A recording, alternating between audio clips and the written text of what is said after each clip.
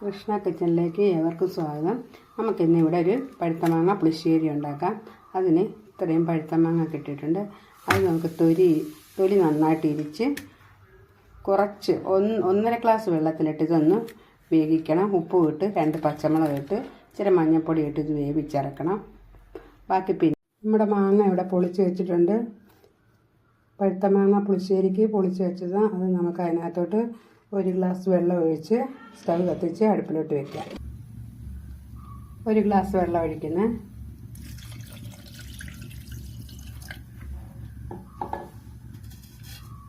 നമുക്കതിലേക്ക് 2 പച്ചമുളക് കീറിയത് മണ്ട മാത്രം പൊട്ടിച്ചിട്ടേ ഉള്ളൂ കീറിയിടുക.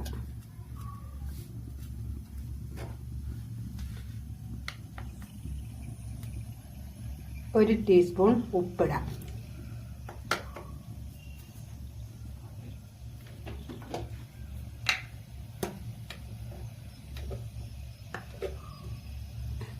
ഒരു 1/4 ടീസ്പൂൺ മഞ്ഞൾപ്പൊടി ഇടാം. 1 ടീസ്പൂൺ മുളക് പൊടി ഇടുക.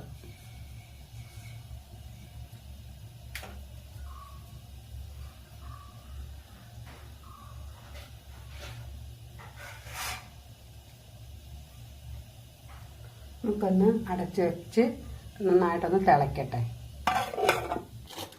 നമ്മുടെ പഴുത്ത മാങ്ങ പുളിശ്ശേരി വെക്കുന്നതിന് വേണ്ടി 1 കപ്പ് ചെറിയൊരു കപ്പ് തേങ്ങ, 1/4 ടീസ്പൂൺ ജീരകം, 2 ചെറിയ ഉള്ളി പൊളിച്ചത്, ഇതെല്ലാം കൂടെ നമുക്ക് ഒന്നിച്ച് വെച്ചൊന്ന് അരച്ചു കൊടുക്കാം. മഞ്ഞൾപ്പൊടിയാണ് നമ്മൾ മാങ്ങയ്ക്കകത്തിട്ട് അടുപ്പിൽ വെച്ചിരിക്കുന്നത്. നമ്മൾ തേങ്ങയുടെ പുറത്ത് മഞ്ഞൾപ്പൊടിയാണ് ഇട്ടിരിക്കുന്നത്. മാങ്ങ അടുപ്പിൽ വെച്ച് വേകാനും നമ്മളൊരു 1/4 ടീസ്പൂൺ മഞ്ഞൾപ്പൊടി ഇട്ടിട്ടുണ്ട്.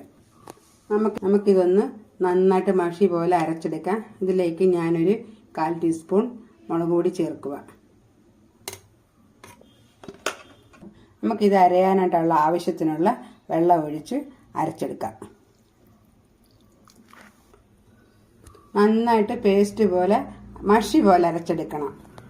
നമ്മുടെ മാമ്പഴം പുളിശ്ശേരിക്ക് നന്നായിട്ട് മഷി പോലെ അരച്ചെടുത്തിട്ടുണ്ട്. നമ്മുടെ മാമ്പഴം പുളിശ്ശേരിക്കുള്ള മാങ്ങ നന്നായിട്ട് വെന്ത് തയ്യാറായിട്ടുണ്ട്. അതിനകത്തോട്ട് നമുക്ക് ഈ അരച്ച് വെച്ച അരപ്പിടാം.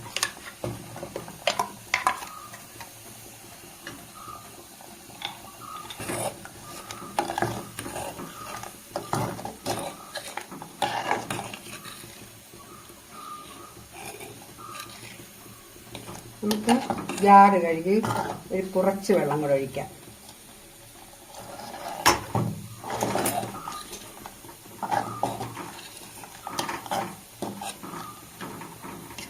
നമ്മുടെ ഈ അരപ്പൊന്ന് ചെറുതായിട്ടൊന്ന് ചൂടാവട്ടെ. തിളയ്ക്കണ്ട, ചെറുതായിട്ടൊന്ന് ചൂടായാൽ മതി.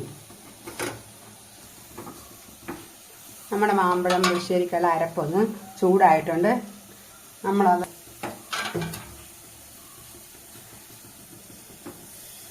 നമ്മളിതൊന്ന് കാപ്പി വയ്ക്കാൻ പോവാണ്. അതിന് കടുക് താളിക്കാൻ വേണ്ടി പുളിശ്ശേരിക്കുള്ള കടുക് താളിക്കാം. ചീഞ്ചട്ടി അടുപ്പി വെച്ചിട്ടുണ്ട്. നമ്മുടെ പുളിശ്ശേരിക്ക് ചൂടോടെ തൈരെടുത്ത് ഒഴിച്ചാൽ അത് ഒരുമാതിരി പിരിപിരാന്നിരിക്കും. അതുകൊണ്ട് ചെറുതായിട്ടൊന്ന് തണുത്തിട്ട് തൈരൊഴിക്കാം.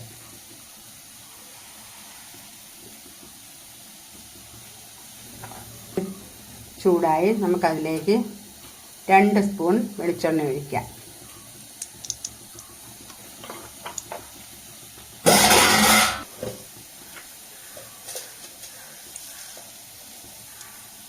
വെളിച്ചെണ്ണ ചൂടായി വരുന്നത് നമുക്കതിലേക്ക് 1 ടീസ്പൂൺ കടുകിടാം.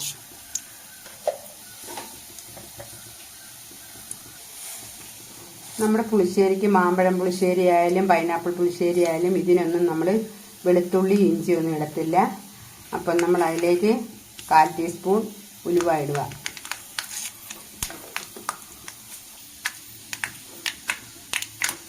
നമ്മുടെ കടുവും ഉലുവയും ഇവിടെ പൊട്ടിത്തീർന്ന് നമുക്കതിലേക്ക് അരിഞ്ഞു വെച്ച ചെറിയുള്ളി ഒരു 4-5 കഷ്ണം ചെറിയുള്ളി ഇടാം.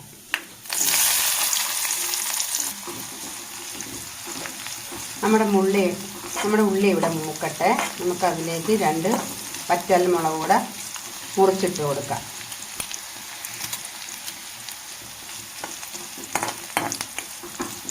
നമ്മുടെ പുളിശ്ശേരിയിലേക്ക് 1 കപ്പ് തൈരൊഴിക്കാം.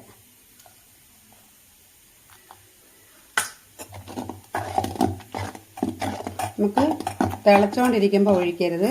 തിളച്ച് നന്നായിട്ടൊന്ന് ആറി കുറച്ച് തണുക്കുമ്പോൾ ഒഴിക്കണം. നമ്മുടെ ഉള്ളി ഇവിടെ മൂത്ത് വന്നിട്ടുണ്ട്. നമുക്കതിലേക്ക് 2 തണ്ട് കറിവേപ്പില ഇടാം.